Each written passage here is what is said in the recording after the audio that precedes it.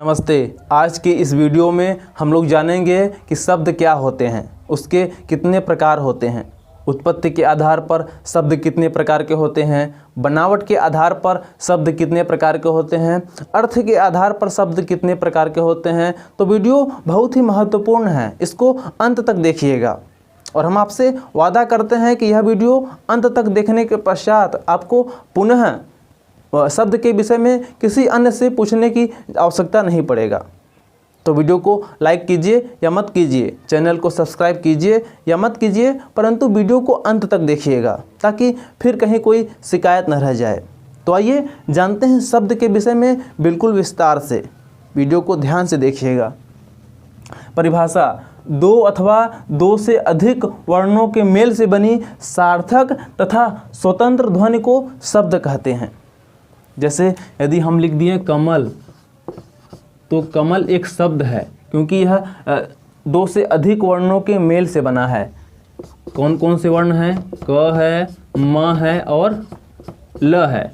तो इन वर्णों के मेल से क्या बना है? कमल बना है। अच्छा, कुछ लोग यह भी कहते हैं कि दो अथवा दो से अधिक वर्णों के मेल से बनी ध्वनि को शब्द कहते हैं। दरअसल यह अधूरा परिभाषा है। यदि ऐसा होता कि दो अथवा दो से अधिक वर्णों के मेल से बनी ध्वनि को शब्द कहते हैं तो यह भी एक शब्द होता। लकम भी एक शब्द होता क्योंकि यह ल, क और म के मेल से बना है, परंतु यह इसका कोई सार्थक अर्थ नहीं है, इसलिए यह क्या होगा? शब्द नहीं होगा। दो अथवा दो से अधिक वर्णों के मेल से बनी सार्थक अथवा स्वतंत्र ध्वनि को शब्द कहते हैं, जिसका कोई सार्थक अर्थ हो, यह नहीं हो सकता है। तो आइए जानते हैं शब्द के कितने भेद होते हैं। दरअसल अलग अलग आधार पर इसके अलग अलग भेद होते हैं। परिभाषा के आधार पर शब्द दो प्रकार के होते हैं, अर्थ के आधार पर शब्द अलग होते हैं, रचना के आधार पर अर्थ अलग होते हैं, उत्पत्ति के आधार पर अर्थ अलग होते हैं तथा प्रयोग के आधार पर अर्थ अलग अलग होते हैं। ठीक है, तो आइए क्रम से जानते हैं। परिभाषा के आधार पर, ठीक है, सार्थक शब्द तथा निरर्थक शब्द। परिभाषा के आधार पर शब्द दो प्रकार के होते हैं, सार्थक शब्द तथा निरर्थक शब्द। सार्थक शब्द क्या होते हैं? ऐसे शब्द जिनका कुछ अर्थ होता है, ऐसे शब्द जिनका कोई न कोई अर्थ होता है उसे सार्थक शब्द कहते हैं, जैसे रोटी, पुस्तक आदि। और निरर्थक शब्द वे शब्द होते हैं जिनका कोई अर्थ नहीं होता और वो सार्थक शब्द के साथ प्रायः बोले जाते हैं, जैसे रोटी वोटी,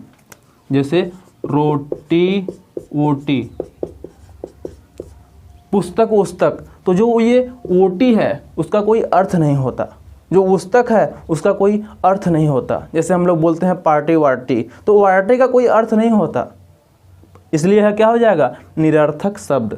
आया समझ में? अर्थ के आधार पर शब्द तीन प्रकार के होते हैं, वाचक शब्द, लाक्षणिक शब्द तथा व्यंजक शब्द। वाचक शब्द क्या होते हैं? ऐसे शब्द जिनका अर्थ सरल होता है, जैसे कि सड़क, पथ आदि। लाक्षणिक शब्द क्या होता है? ऐसे शब्द जिनका अर्थ किसी लक्षण अथवा संकेत से होता है। ऐसे शब्द जिनका अर्थ किसी लक्षण अथवा संकेत से होता है उसे लाक्षणिक शब्द कहते हैं।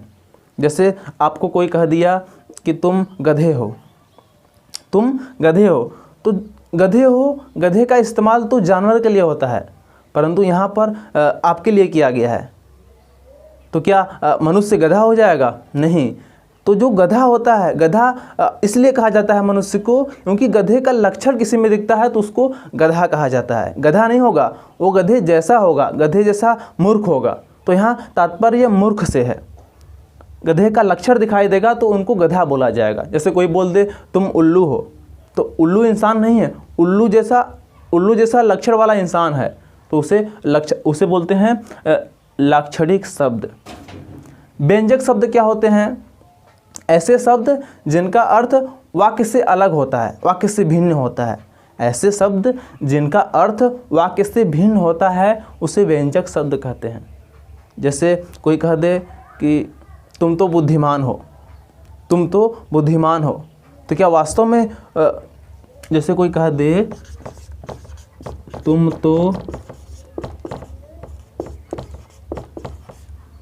बुद्धिमान हो, तो यहाँ अर्थ क्या निकल रहा है? तुम बुद्धिमान नहीं हो। अर्थ क्या निकल रहा है? तुम बुद्धिमान नहीं हो। अर्थात जो व्यंजक शब्द होते हैं वो वाक्य से भिन्न अर्थ रखते हैं। ये वाक्य से अलग अर्थ हो गया इसका। तुम तो बुद्धिमान हो अर्थात तुम बुद्धिमान नहीं हो। आया समझ में? रचना के आधार पर शब्द 3 प्रकार के होते हैं: रूढ़ शब्द, यौगिक रूढ़ शब्द तथा योग रूढ़ शब्द। इसको विशिष्ट रूढ़ शब्द भी बोलते हैं। ठीक है। रूढ़ शब्द क्या होते हैं? ऐसे शब्द जिनको अलग करने पर कोई अर्थ नहीं निकलता। ऐसे शब्द जिनको अलग करने पर कोई अर्थ नहीं निकलता उसे रूढ़ शब्द कहते हैं। जैसे हमने लिख दिया डगर,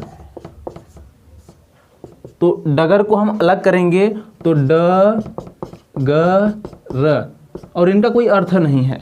ऐसे शब्द जिनको अलग करने पर, जिनको पृथक करने पर कोई अर्थ नहीं निकलता उसे हम रूढ़ शब्द बोलते हैं। जैसे डगर, नगर, नगर को हम पृथक करेंगे तो न ग र, और न ग र का कोई अर्थ नहीं है। यौगिक रूढ़ शब्द क्या होते हैं? यौगिक रूढ़ शब्द क्या होते हैं? ऐसे शब्द जो दो शब्दों के मेल से बने होते हैं। ऐसे शब्द जो 2 शब्दों के मेल से बने होते हैं और उनका कुछ अर्थ होता है। जो 2 शब्द होते हैं उनका कुछ अर्थ होता है, उन्हें हम यौगिक रूढ़ शब्द कहते हैं। जैसे हिमालय, तो हिमालय 2 शब्दों से मिलकर बना होता है, हिम और आलय, और आलय का भी अर्थ होता है, हिम का भी अर्थ होता है। ऐसा समझ में? तो ऐसे शब्द जिनका जो 2 शब्दों के मेल से बने होते हैं उन्हें यौगिक रूढ़ शब्द कहते हैं। जैसे देवालय, देव धन आलय, दोनों का अलग अलग अर्थ भी है। ठीक है। योग रूढ़ शब्द, ऐसे शब्द जो एक विशिष्ट अर्थ रखते हैं।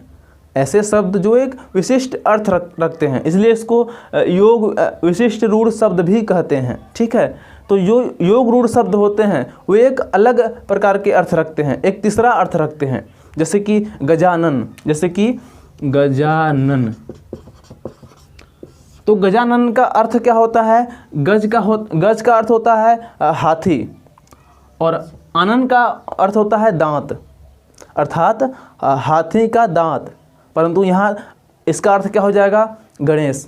यहाँ अर्थ क्या हो जाएगा इसका? गणेश। अर्थात ऐसे शब्द जो एक भिन्न अर्थ रखते हैं, एक विशिष्ट अर्थ रखते हैं, कोई तीसरा अर्थ रखते हैं, उसे हम कहते हैं योग रूढ़ शब्द या विशिष्ट रूढ़ शब्द। आया समझ में? जैसे गजानन, दशानन, लंबोदर। ठीक है। अब ध्यान दीजिए, उत्पत्ति के आधार पर शब्द 4 प्रकार के होते हैं: तस्तम, तद्भव, देशज तथा विदेशज।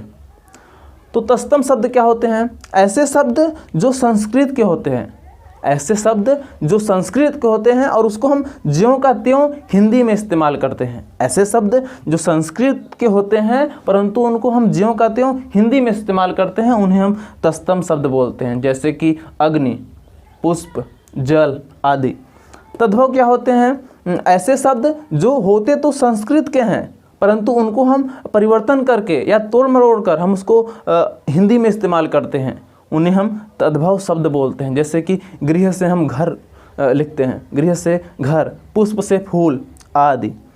देशज क्या होते हैं? देशज ऐसे शब्द जिनका हमें कोई ज्ञान नहीं होता कि वे किस भाषा से लिए गए हैं। ऐसे शब्द जिनका हमें यह ज्ञान नहीं होता कि वे शब्द किस भाषा से लिए गए हैं, उन्हें हम देशज शब्द कहते हैं। और ऐसे शब्द प्रायः गांव देहातों में इस्तेमाल किया जाता है, गांव देहात में इसका प्रयोग होता है अक्सर। ठीक है। जैसे लोटा, खटिया, टांग आदि, इसका हमें पता नहीं होता कि यह किस भाषा से लिया गया है। इस प्रकार से यह क्या हो जाएगा? देशज शब्द कहलाएगा। ठीक है। विदेशज यह क्या होता है? ऐसे शब्द जो विदेश के होते हैं, ऐसे शब्द जो विदेश के होते हैं परंतु उनको हम तोड़ मरोड़ कर या फिर ज्यों का त्यों हिंदी भाषा में इस्तेमाल करते हैं, विदेशज शब्द कहलाते हैं। जैसे कि स्कूटर, सिपाही, ऑफिसर, किताब, स्टेशन आदि। प्रयोग के आधार पर शब्द दो प्रकार के होते हैं, विकारी शब्द तथा अविकारी शब्द। विकारी शब्द क्या होते हैं? ऐसे शब्द जिनका लिंग, वचन और कारक से विकार उत्पन्न हो जाता है, उनमें बदलाव आ जाता है, उन्हें हम विकारी शब्द कहते हैं। जैसे पुस्तक, पुस्तक का क्या हो जाएगा? पुस्तकें। विकार उत्पन्न हो गया, बदलाव आ गया। जैसे कि यह पुस्तक है तो उसको हम बहुवचन बना सकते हैं और पुस्तक को अलग लिख सकते हैं। जैसे ये सब पुस्तकें हैं, वे पुस्तकें हैं। आया समझ में? तो ऐसे शब्द जिनमें लिंग, कारक और वचन से विकार उत्पन्न हो जाए, उन्हें बदलाव उत्पन्न हो जाए, उन्हें हम विकारी शब्द कहते हैं। अविकारी शब्द इसी का उल्टा होता है। ऐसे शब्द जिनमें लिंग, कारक और वचन से कोई परिवर्तन नहीं होता, कोई बदलाव नहीं होता, कोई विकार नहीं होता, उसे हम अविकारी शब्द कहते हैं। जैसे कि ऊपर, तेज। तेज को आप किसी भी वचन के साथ ले लीजिए, किसी भी लिंग के साथ ले लीजिए, चाहे पुल्लिंग के साथ ले लीजिए, चाहे स्त्रीलिंग के साथ ले लीजिए, परंतु तेज का तेज ही रहता है। जैसे कि वह तेज दौड़ता है, वह तेज दौड़ती है, तो तेज का तेज ही है, उसमें परिवर्तन नहीं आया है। तो इस प्रकार से यह क्या हो जाएगा? अविकारी शब्द। तो उम्मीद करता हूँ कि आपको यह वीडियो अच्छे से समझ में आ गया होगा। और हाँ, जो विकारी शब्द होते हैं वे 4 प्रकार के होते हैं, जो अविकारी शब्द होते हैं वह भी 4 प्रकार के होते हैं। विकारी शब्द के प्रकार इस प्रकार से हैं: संज्ञा, सर्वनाम, विशेषण तथा क्रिया। अविकारी शब्द भी 4 प्रकार के होते हैं: क्रिया विशेषण, संबंध बोधक, समुच्चय बोधक तथा विस्मयादि बोधक। तो अगले वीडियो में हम लोग इस विषय पर चर्चा करेंगे। आज के लिए बस इतना ही, और उम्मीद करता हूँ कि आपको यह वीडियो समझ में आ गया होगा। यदि ऐसा है तो अब वीडियो को लाइक कर सकते हैं और अपने दोस्तों में शेयर कर सकते हैं।